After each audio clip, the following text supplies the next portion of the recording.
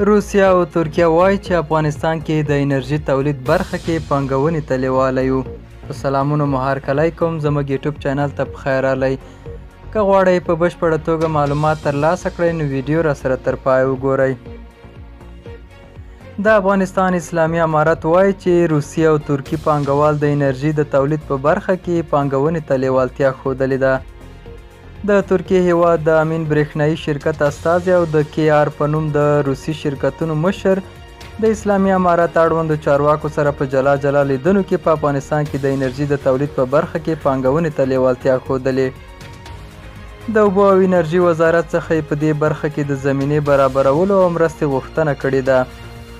د اوبو او انرژي وزارت او برېښنا شرکت یادو استازو ته د هر ډول مرستې او زمینې برابرولو ډاډ ورکړی دی. د روسیې او ترکي شرکتونو استازو ویلي چې ډیر ژر به خپل تخنیکي انجینران له مشخصو وړاندیزونو سره افغانستان ته راولېږي. دا و زموږ نننی چمتو شوی ویډیو. تر بیا ښه وخت، ښې چارې.